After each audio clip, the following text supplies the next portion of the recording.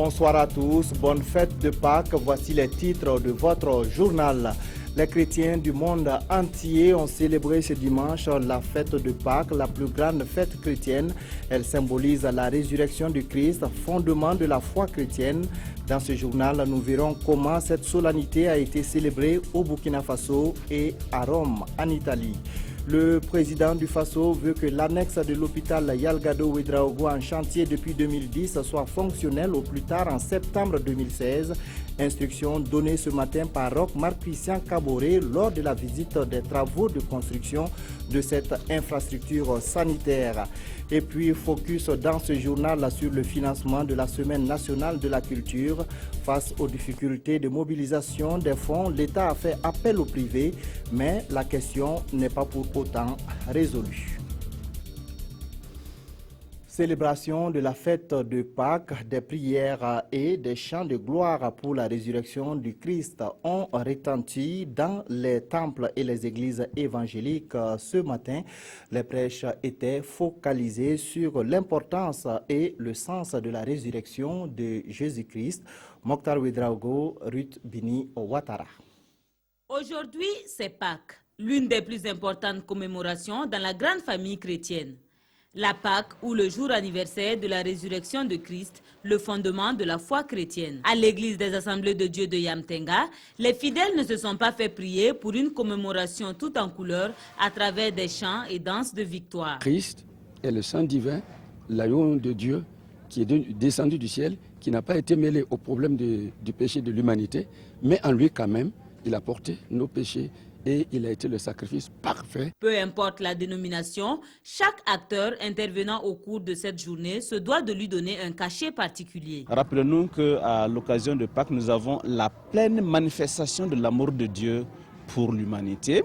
Et Christ ressuscité nous donne la victoire pour marcher et la victoire pour le suivre. Au tabernacle Bethel Israël de Dasasko, le message du jour a rappelé aux chrétiens le sens du sacrifice de la croix et la portée du sang de Christ qui soustrait l'homme de la mort, conséquence de ses péchés. Jésus, en venant, par rapport à l'œuvre qu'il a accomplie, il a inauguré une nouvelle route nouvelle et vivante.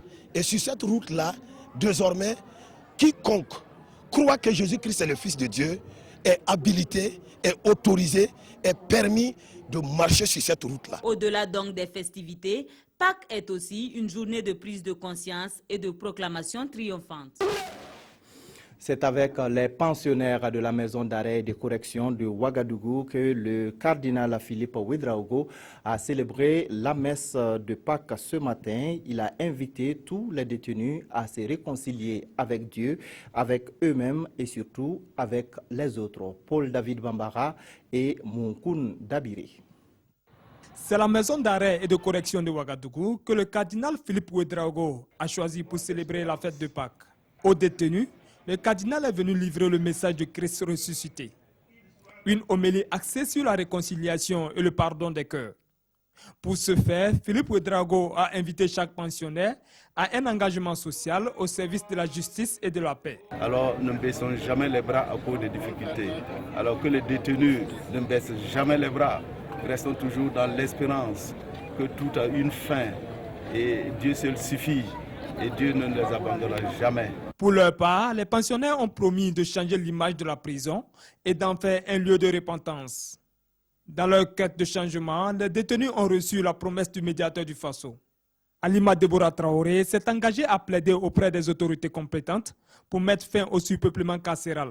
C'est nous qui nous saisissons parce que nous mesurons tout le danger qu'il y a à regrouper tant de personnes alors que la place, l'espace normal ne permet pas de s'occuper bien d'eux. C'est un danger et en termes de défense des droits humains, cela n'est pas normal.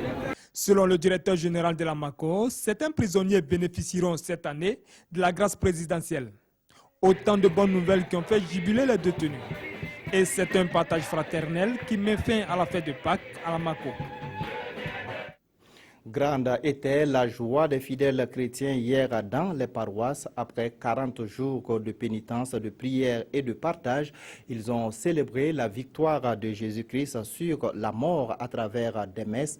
La veillée pascale a également été marquée par l'accueil de nouveaux croyants qui ont reçu le baptême. Nongbakuda, Bouma Ernest, Nébié. Dans les églises catholiques, c'est la veillée pascale. Les fidèles chrétiens célèbrent ici la victoire du Christ sur la mort. C'est un sentiment de joie. On est là pour célébrer la résurrection du Christ et partager la joie avec nos confrères chrétiens et tout. La résurrection, c'est le fondement de la foi. Si Christ n'était pas ressuscité, je crois que toute la prière et tout ce que nous faisons n'aura pas de sens, quoi. C'est cela qui nous a valu le salut. Donc pour la rédemption du monde et pour la gloire de son Père, il a accepté, il a souffert, il est mort et il est ressuscité.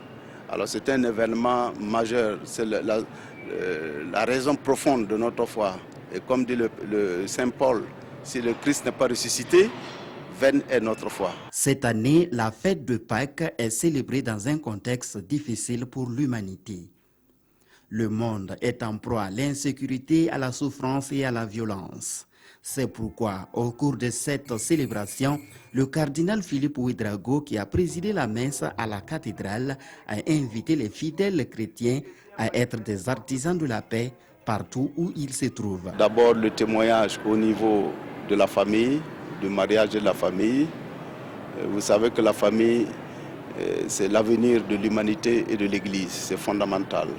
Or, de nos jours, la famille est éprouvée, agressée de toutes sortes. La deuxième interpellation, c'est la contribution des chrétiens pour un monde réconcilié, pour un monde de justice et un monde de paix. Là, les chrétiens ont un rôle irremplaçable au niveau des quartiers, des CCB, des familles et au niveau aussi des lieux de travail. La veillée pascale a été également une occasion de baptême, un acte par lequel plusieurs personnes ont marqué leur entrée officielle dans la communauté catholique. Le pape François a célébré la messe de Pâques à la place Saint-Pierre de Rome. Dans son homélie, le souverain pontife a appelé à la paix en Syrie et à l'accueil des migrants qui fuient la guerre. Favoriser la paix en Syrie, ouvrir la porte aux réfugiés et répondre au mal par l'amour. Voici en substance le message pascal délivré par le pape François ce dimanche, place Saint-Pierre à Rome, devant des dizaines de milliers de fidèles. Le souverain pontife a d'abord donné la messe de Pâques en présence d'Albert II et de son épouse Paola, l'ancien couple royal de Belgique, avant de délivrer sa bénédiction, Urbi et Orbi, à la ville et au monde.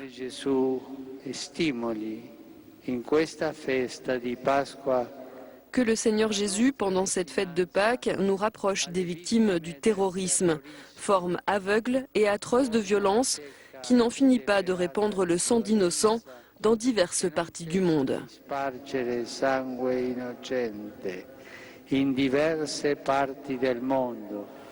Le pape François a ainsi fait référence aux attentats survenus en Belgique, en Turquie, en Irak ou encore en Côte d'Ivoire.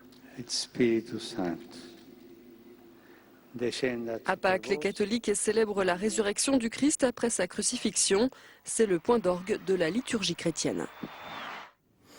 Le président du Faso était ce matin sur le chantier de construction de l'hôpital de district du secteur 30, annexe de l'hôpital Yalgado Ouédraogo. Roch-Marc Christian Kaboré est allé s'enquérir de l'état d'avancement des travaux de cette infrastructure sanitaire. Le chef de l'État a fixé au mois de septembre 2016 la mise en service de cet hôpital. Amado Ilboudo, Drissa Seri. Lancé depuis 2010, le projet de construction de l'hôpital de district du secteur 30, le pôle hospitalier de l'hôpital Yalgado Ouédraogo, est un chantier en souffrance. Les délais sont largement dépassés, les travaux ont même connu une suspension sur une bonne partie des ouvrages. Le ministre de la Santé s'est rendu sur les lieux le mois dernier. Depuis lors, les travaux ont été relancés et la physionomie du site a complètement changé. Selon les responsables du projet, le chantier est aujourd'hui à un taux d'exécution de 98%. Ce chantier a débuté il y a de cela 6 ans.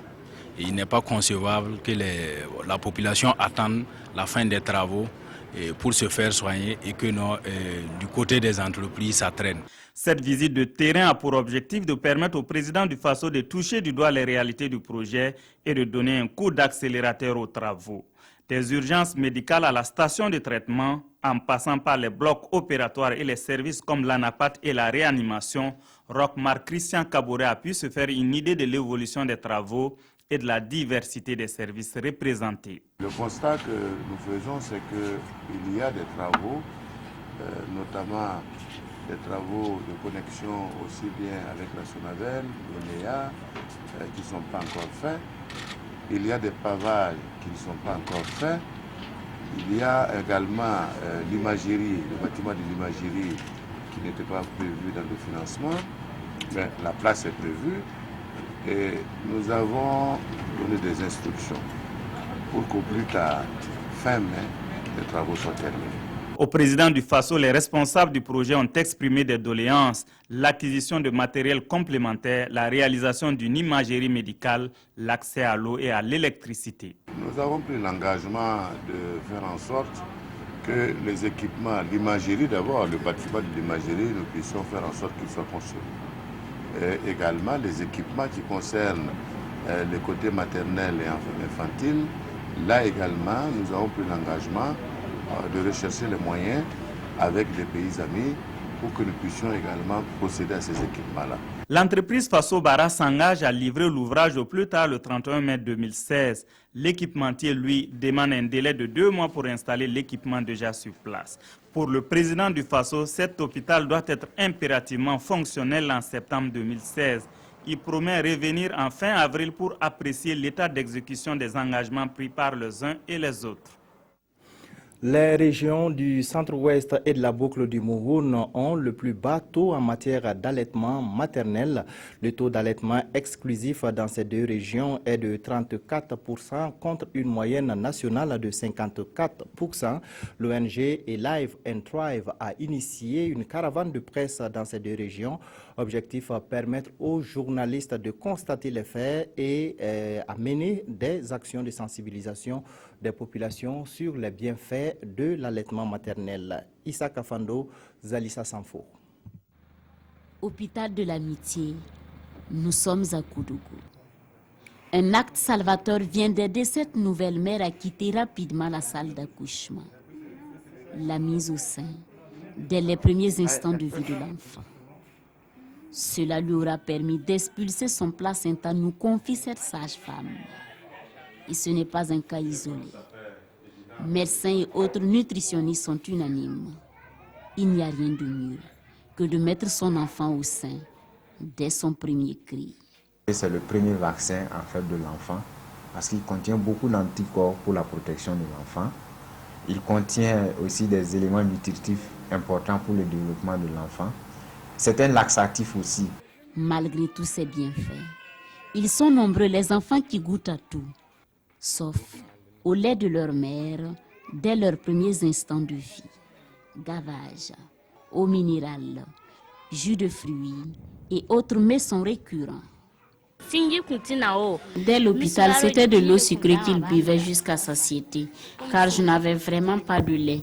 Mais après, le lait est venu et j'ai commencé à l'allaiter. En cause, l'ignorance des vertus de l'allaitement maternel exclusif jusqu'à l'âge de 6 mois.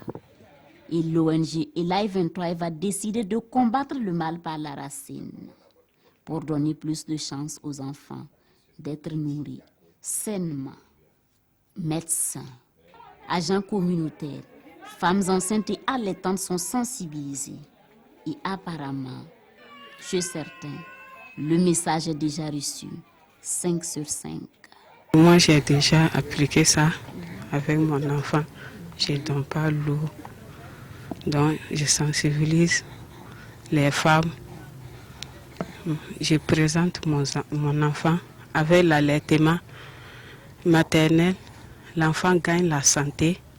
Et pour plus d'impact, Une vingtaine de journalistes, à l'invite de l'ONG Alive and Thrive, a parcouru le centre-ouest et la boucle du Mouhoun pour toucher du doigt les réalités de la pratique de l'allaitement maternel dans ces zones. Micro, caméras et plumes devraient aider les populations réticentes à l'adoption de l'allaitement maternel exclusif pour des enfants burkinabés sains. Le Premier ministre Paul Kaba-Thiéba a rencontré hier à Bobo-Dioulasso les responsables administratifs, les acteurs économiques et les autorités coutumières et religieuses. La paix, la relance de l'économie et le respect de l'éthique dans le fonctionnement de l'administration publique sont les principaux sujets abordés lors de ces rencontres. Souleymane Sanou, Carole Tougouma. Sur la table des échanges entre le Premier ministre et les hommes d'affaires de Bobo-Dioulasso, la question de la relance économique de cette ville. Une question cruciale pour les interlocuteurs de Paul Kaba-Thiéba. Nous avons demandé à son Excellence, Monsieur le Premier ministre, de regarder le cas spécifique de la ville de Bobo-Dioulasso, qui est une ville qui a un nom de capitale économique, mais qui en réalité se meurt tout doucement. Là-dessus, Paul Kaba-Thiéba se veut rassurant.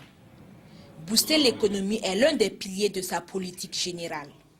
Bobo-Dioulasso n'est pas une ville délaissée, c'est l'ensemble du pays qui souffre d'ambition, qui souffre de politiques appropriées.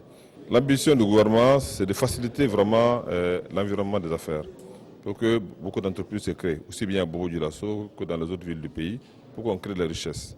Parce que je suis convaincu que ce n'est pas à l'État de créer de la richesse, ce n'est pas à l'État de créer qu'on appelle des emplois, mais c'est des entreprises privées.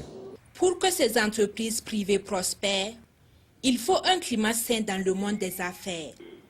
C'est dans ce contexte que le Premier ministre a aussi rencontré les responsables de sociétés, de projets et de services déconcentrés.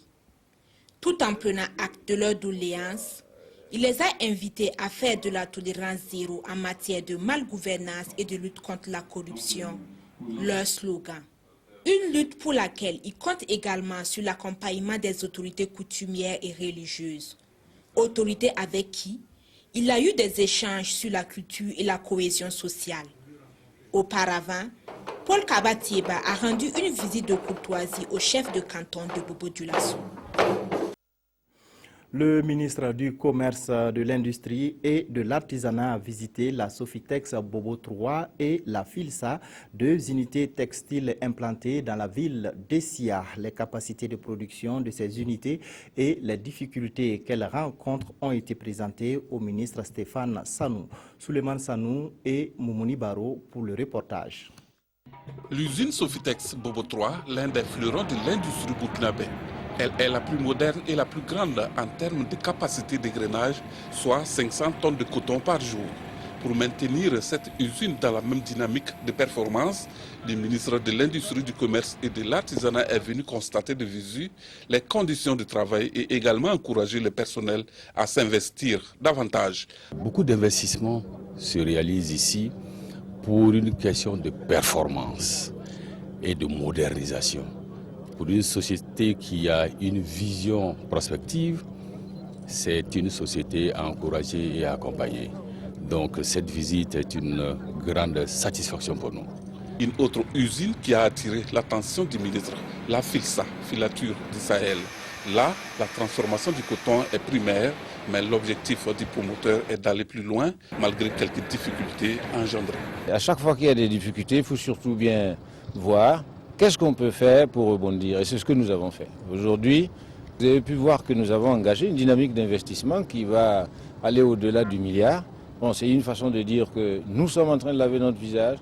Peut-être bien qu'on pourrait venir à notre secours. Cette visite du ministre semble une opportunité pour rassurer les industriels.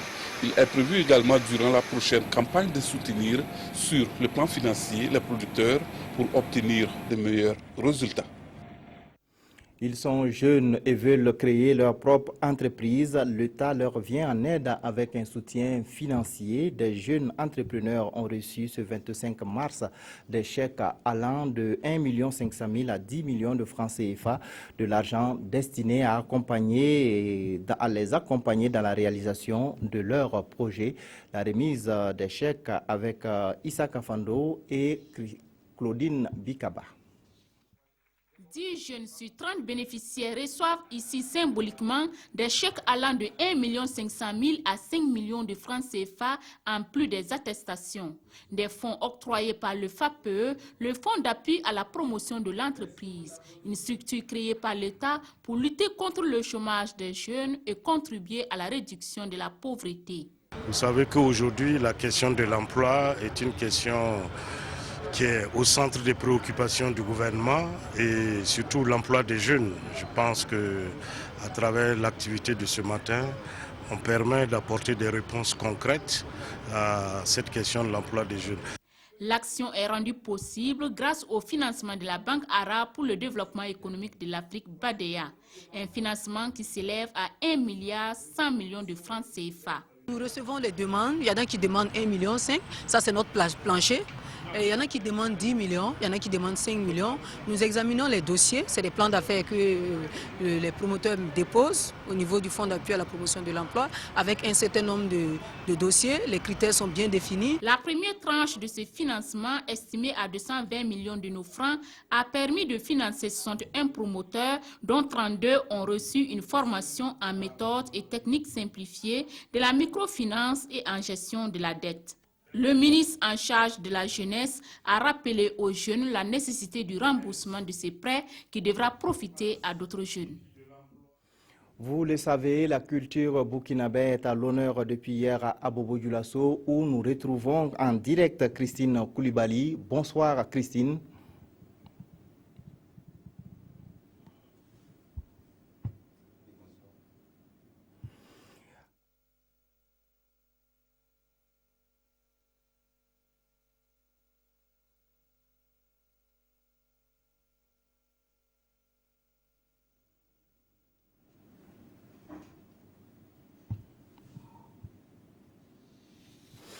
Alors, des problèmes pour joindre Christine Koulibaly qui est à Bobo-Dioulasso avant de tenter d'entrer en contact avec Christine Koulibaly. Nous allons poursuivre ce journal.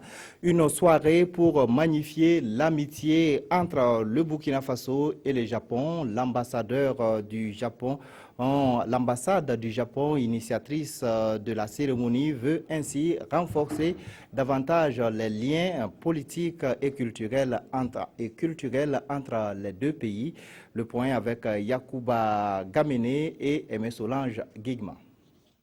Initié dans le but de favoriser la rencontre entre les Burkinabés ayant séjourné au Japon et les Japonais résidant au Burkina Faso, cette première édition de la soirée d'amitié Japon-Burkina Faso a été une occasion pour les organisateurs de rappeler les liens de coopération qui unissent les deux pays depuis 1978.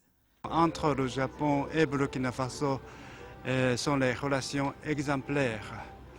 Et le Japon et Burkina Faso coopèrent très étroitement dans presque tous les domaines, notamment en matière de coopération économique et technique. Cette soirée a été marquée par un concours d'allocution en japonais, une démonstration de karaté, des chants japonais, de musique et danse traditionnelle burkinabé et des témoignages des stagiaires burkinabés ayant visité le pays du soleil levant. De ce que j'ai vu de l'extérieur et comme témoignage, je sais que la discipline y est, le civisme y est, le respect de l'autre y est, l'entraide y est, et je crois que c'est ces aspects-là qui débordent et qui transparaissent donc dans la relation bilatérale qui existe entre le Japon et le Burkina Faso. De 1978 à nos jours, 728 Burkinabés ont séjourné au Japon dans le cadre du programme de stage organisé par la JICA. Une attestation de reconnaissance a été remise à l'association Faso-Japon Solidarité pour ses actions en faveur du renforcement de l'amitié et de la solidarité entre les deux peuples. Nous allons de nouveau tenter de rejoindre Christine Koulibaly à Bobo-Dioulasso pour la page culture de cette édition. Christine, bonsoir.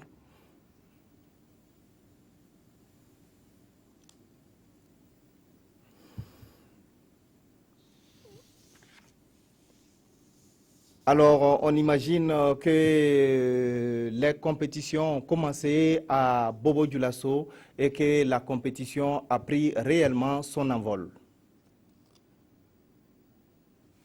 Il n'y a pas de son.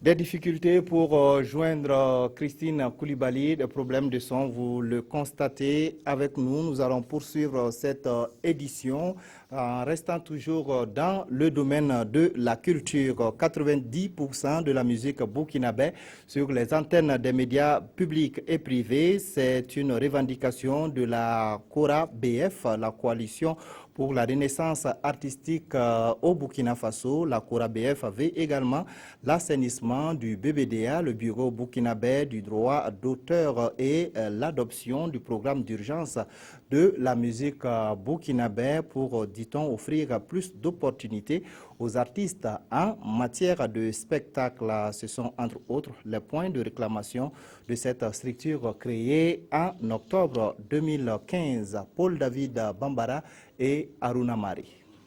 Pour moi, impénétrable amour, c'est celui dont IEA sont menés. Les artistes burkinabés ne veulent plus être considérés comme les parents pauvres de la culture. C'est du moins l'engagement pris par la KORABF, la coalition pour la renaissance artistique au Burkina Faso. Une structure qui depuis quelque temps lutte pour la revue du quota de diffusion de la musique burkinabé sur les antennes des médias publics et privés. La KORABF, qui regroupe une vingtaine d'associations, a inscrit 4 points dans l'ordre de ses revendications pour l'année 2016. Premièrement, c'est d'assainir le BBDA. Deuxièmement, c'est de revaloriser le quota de diffusion de la musique du Burkina Faso à 90%.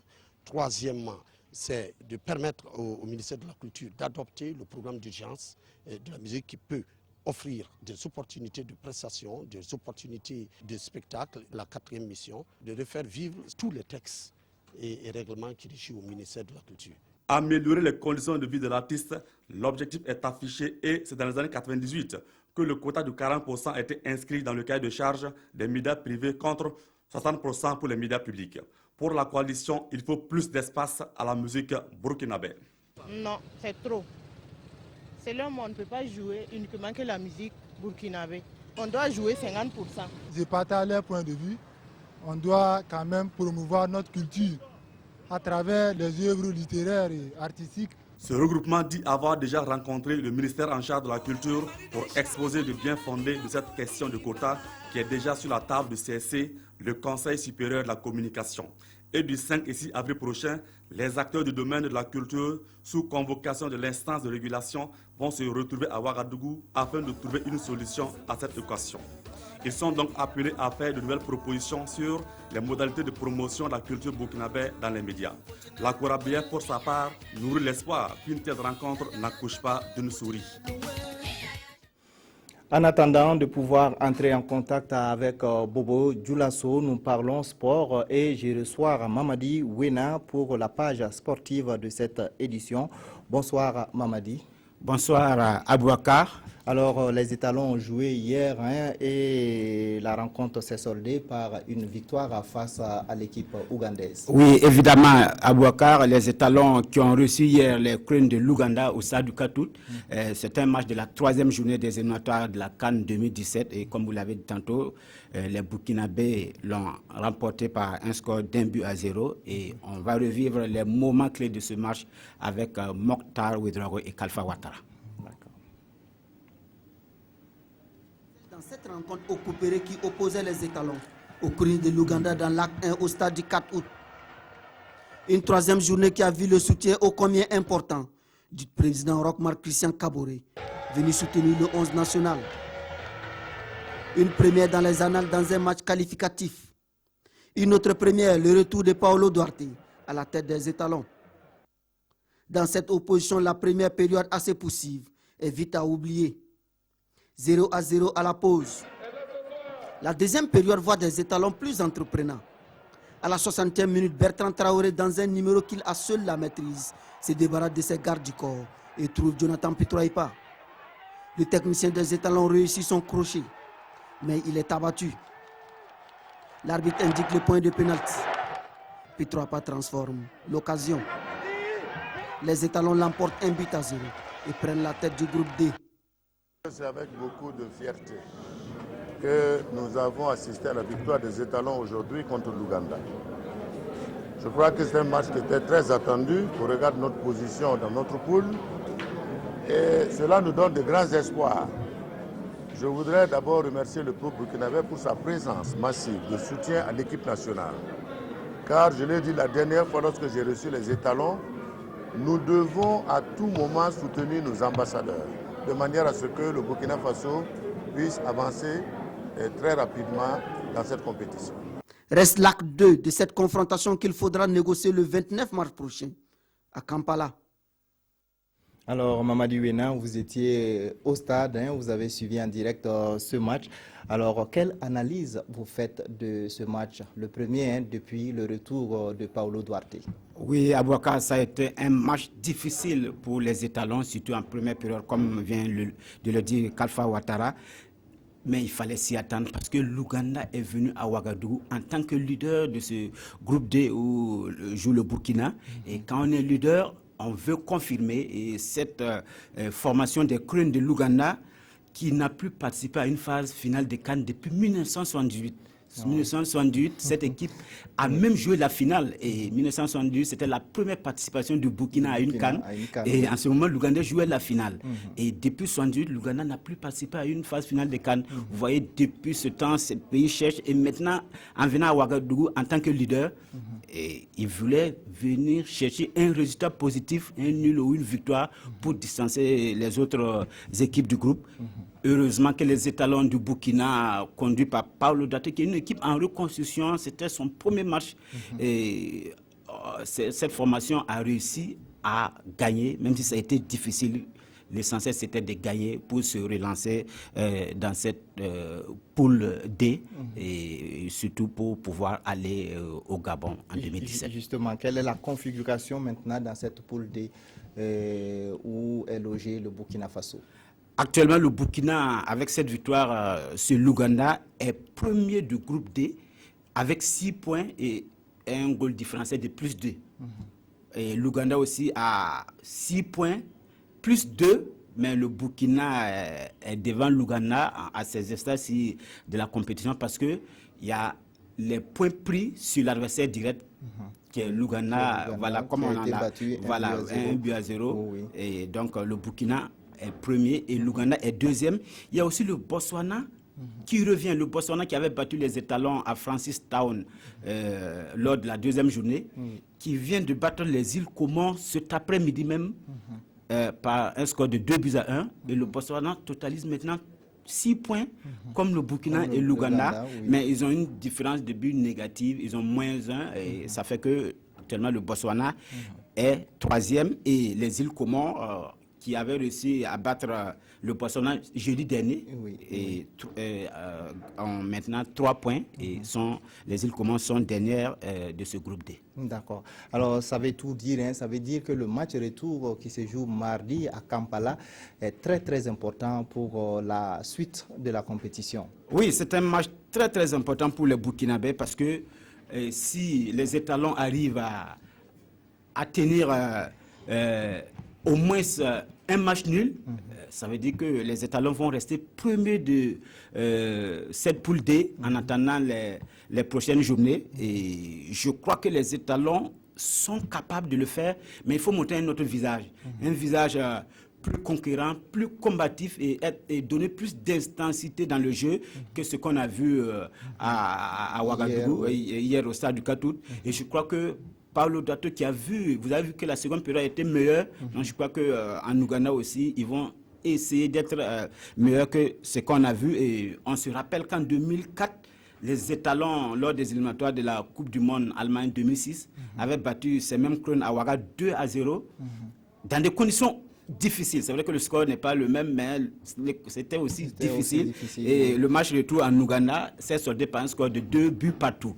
Et pour le moment, les étalons n'ont pas encore perdu devant l'Ouganda au niveau de l'équipe A. Et il y a eu le match d'hier faisait la 4e rencontre, 2 victoires pour les étalons et il y a eu 2 déplacements en Ouganda, à Kampala. Je vous parlais tantôt du 2-2 ça c'était le 8 octobre 2005.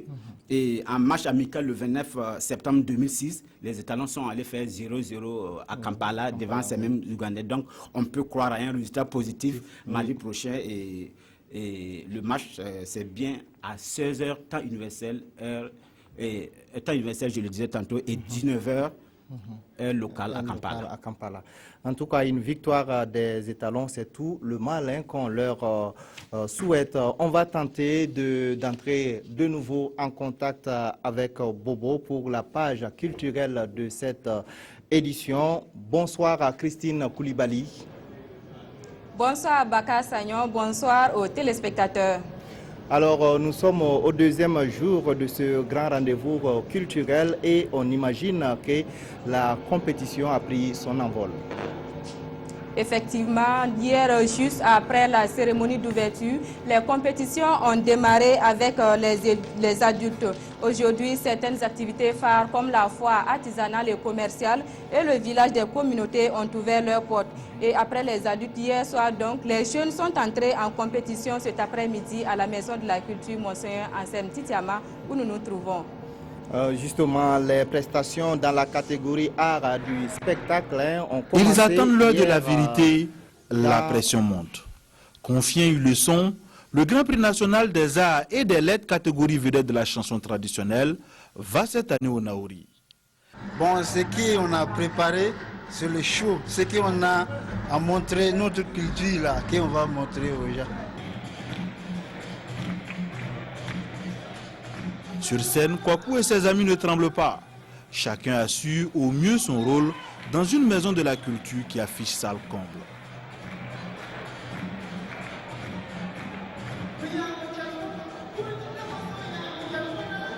On arrive à comprendre un peu, donc je comprends très bien. Bon. Je suis fier de la culture aussi. Voilà, donc ce soir, je suis très content et je suis en train de supporter aussi. Pour l'instant, très bien, très agréable et très intéressant. J'aime beaucoup. Pour cette première des Jeux pénales, 12 troupes étaient en compétition dans cette catégorie. Chœur populaire, danse et musique traditionnelle instrumentale, orchestre. Bref, les troupes ont assuré plus de 3 heures de spectacle au grand bonheur du public.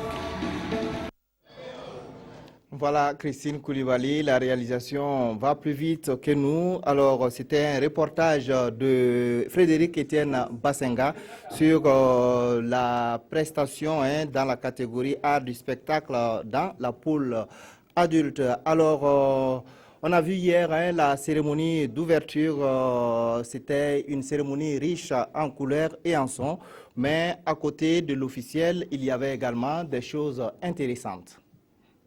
Effectivement, ceux qui ont fait le déplacement du stade du général Sangoulé Lamizana ne l'ont pas regretté. Entre défilés des festivaliers et prestations d'artistes de renom et le spectacle équestre qui évoquait le thème de cette biennale de la culture, le public a été servi, bien entendu, en images et en son. C'est un reportage de Hassan Gourabou et Isia Kanana. À moitié plein, le stade Aboubakar Sangoulé Lamizana a tout de même vibré au rythme de la cérémonie officielle de la 18e édition de la Semaine nationale de la culture SNC. Sur scène, Alif Naba, Amiti Meria, Bill Akakura font vibrer le public.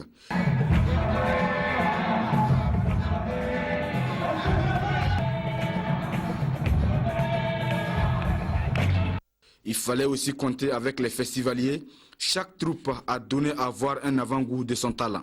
Nous étions inquiets pour une question de sécurité, mais je pense que tout s'est bien passé. Nous avons vu chaque région passer avec sa valeur culturelle. Et ça a été un fait marquant. L'une des principales attractions de la cérémonie d'ouverture est cette prestation équestre orchestrée par les cavaliers de l'aéroclub de Bobo Dioulasso. Une symbiose entre le cheval et son maître qui n'a pas laissé le public indifférent. J'ai beaucoup aimé la parade. J'ai beaucoup aimé la parade et les chevaux. Bon, tous les artistes m'ont vraiment intéressé à part ça, mais c'est vrai que la parade était très impressionnante. Ouais. La 18e édition de la SNC est placée sur le thème Culture et cohésion nationale. Et à travers cette parade, c'est toute la richesse culturelle du pays des hommes intègres qui est ainsi présentée au public bobolais et du monde entier. Voilà pour ce reportage. Alors, Clécine Koulibaly, le financement de la Semaine nationale de la culture a toujours été un problème majeur pour l'organisation. C'est exact et la présente édition n'a pas dérogé à la règle. L'incertitude sur le montant de la dotation de l'État et la réticence des entreprises à sponsoriser l'événement ont eu comme conséquence le bouclage tardif du budget de cette édition qui s'élève à 735 millions de francs CFA. Zoom sur les difficultés de financement donc dans ce reportage de Betty Bienaon et Mounira Kéré. 735 millions de francs CFA, c'est le budget prévisionnel de l'édition 2016 de la Semaine nationale de la culture. 735 millions dont la mobilisation a donné du fil à retordre au comité d'organisation. Car pour cette 18e édition de la SNC, l'incertitude quant au montant du budget était encore au rendez-vous. Finalement, nous avons une dotation de 450 millions de l'État. Mais initialement, en janvier, donc, on s'était retrouvé avec une dotation donc, de 250 millions. Et le gouvernement a dû faire un effort supplémentaire donc, pour en tout cas ramener cette dotation-là à 450 millions. En plus du doute qui planait sur le montant alloué par l'État, figure une autre difficulté majeure, celle du bouclage tardif du budget de la SNC. Lorsque vous n'avez pas d'assurance sur effectivement, le bouclage du budget, vous avez une prévision. Vous ne pouvez pas commencer son exécution. Voilà. C'est lorsque effectivement vous arrivez à boucler le budget que vous pouvez maintenant envisager son exécution. Et là, effectivement, le bouclage a été tardif parce qu'il a été fait il y a à peine un mois. L'État dans son ensemble a contribué à hauteur de 525 millions de francs CFA, soit 450 millions par le budget de l'État et 75 millions par le budget du ministère en charge de la culture. Les sponsors, eux, ont déboursé une enveloppe financière de 210 millions de francs CFA. Et là aussi, c'était la croix et la bannière. Nous avons des partenaires qui nous accompagnent, mais ce n'est pas une tâche vraiment simple, c'est une tâche très ardue. Parce que c'est un processus quand même que nous avons commencé depuis 2015, donc pour démarcher les partenaires à travers l'élaboration d'un dossier d'offre de partenariat. Nous avons approché peut-être plus de 300 entreprises et institutions donc, de la place. Au finish, il y a à peu près 21 qui nous accompagnent pour cette édition. Et la question récurrente du financement fait comme si quelque part, effectivement, on avait à faire une manifestation dont on ne veut pas ou bien dont on ne veut pas le développement. Donc il faut qu'on s'accorde sur effectivement donc, les missions qu'on veut lui confier. Et si des missions clairement sont définies, à ce moment, il faut évidemment les moyens qu'il faut pour que justement ces missions-là puissent être atteintes. Il se pose donc la question de la pérennisation de la SNC si toutefois elle ne bénéficiait plus d'un soutien conséquent de l'État, comme cela a failli être le cas avec l'édition 2016 de la Semaine nationale de la culture. Et de défis qui commandent donc l'exploration de nouveaux horizons dans le financement des Semaines nationales de la culture. En attendant un coup d'œil sur l'historique des financements des SNC, c'est avec Lamine Karantao et Abdul Rasmane Zongo. Voilà maintenant une génération que la SNC naquit. Ouagadougou abrita le premier rendez-vous culturel en 1983 et nous en sommes présentement à la 18e édition. Quelles étaient les motivations premières de cette initiative? Un tremplin culturel qui doit aussi sa survie grâce à un financement quasi solitaire de l'État. Le financement de la SNC est un financement essentiellement public. Donc c'est l'État qui a mis en place cette Semaine nationale de la culture afin de permettre que l'ensemble des Burkinabés puissent se retrouver à travers leur culture, magnifier leur culture et faire connaître leur culture les uns par les autres. Toutefois, l'arbre du satisfecit local ne doit pas cacher la forêt des défis universels. Au fil des années, l'État-providence en évidence révèle ses limites, non comptant la culture qui prend de nouvelles dimensions. On s'aperçoit que la culture n'est plus ce que auparavant on avait voulu croire, de dire que la culture est d'abord budgétivore et que la culture c'est du folklore, ce qui pose ou posaient un problème. Il a fallu donner un nouveau visage à notre culture. Ces difficultés nouvelles ont commandé l'État-administration à céder ou à partager son pouvoir avec de nouveaux acteurs financiers. Si la culture n'a pas de prix, elle a quand même un coût. Et ce coût, qui doit le supporter? D'où la nécessité que le contribuable ou le privé participe donc au financement de la SNC. De plus en plus, le peuple burkinabé est en train de s'approprier sa culture. Le partenaire officiel ou le sponsor officiel, qui est aussi le parrain donc de la 18e édition, a contribué jusqu'à 100 millions pour pouvoir soutenir cette édition. La Semaine nationale de la culture, à l'instar d'autres manifestations culturelles, permet aux Burkinabés et au reste du monde de s'unir sans se confondre et de se distinguer sans se séparer. C'est aussi cela la culture. Christine Koulibaly, vous avez un invité et j'imagine que vous allez aborder avec lui des sujets relatifs au financement de la culture. Monsieur Vincent Kouala, il est consultant culturel. Monsieur Kouala, bonsoir, pardon. Bonsoir, madame. Alors, dites-nous, est-ce que l'État doit continuer à financer la culture au Burkina ici? Ben, certainement, oui. Parce que ça fait plus de 3 décennies que la Semaine nationale de la culture existe. Et malgré notre histoire mouvementée, elle a toujours été là, elle a toujours été financée. Signe que c'est un élément fondamental des décideurs de ce pays.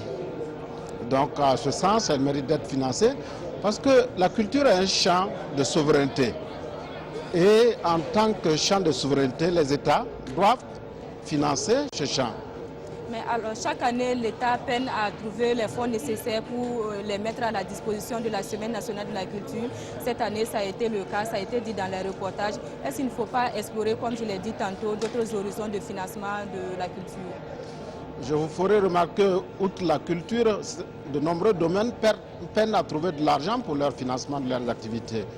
Et vous avez raison que pour maintenir, pour rendre durable et performante la Semaine nationale de culture, il faut explorer de nouveaux champs de financement.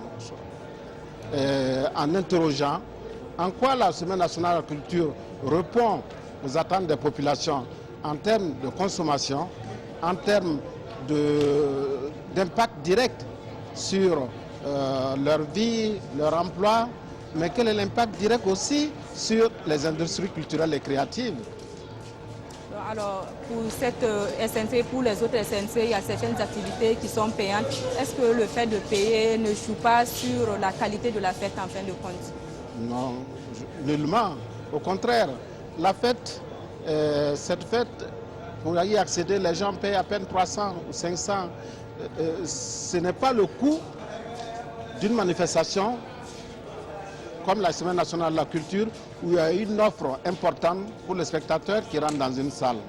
Ça veut dire quoi? Que l'État subventionne le prix d'accès aux salles. Et il faudrait, c'est ce que la semaine tente de faire, je crois, que payer une somme modique pour accéder c'est justifier que la culture a un coût, la jouissance de la création artistique a un coût, et que les gens devraient payer. C'est la consommation de la culture qui donne un sens aux industries culturelles et créatives qui ont pour plus-value de créer des emplois, de générer de la richesse dans ce pays. C'est ce que la SCAD a assigné à la culture comme secteur de développement. Ok, merci bien M. Kouala pour toutes ces explications. Voilà Aboubakar Sagnon, voilà ce qu'on pouvait dire ce soir ici à Bobo-Dioulasso en ce qui concerne la 18e SNC. Merci à vous, Christine Koulibaly, et merci à toutes les équipes techniques qui vous accompagnent. On s'arrête là pour cette édition. Merci de nous avoir suivis. Passez d'excellents moments en compagnie des programmes de la RTB.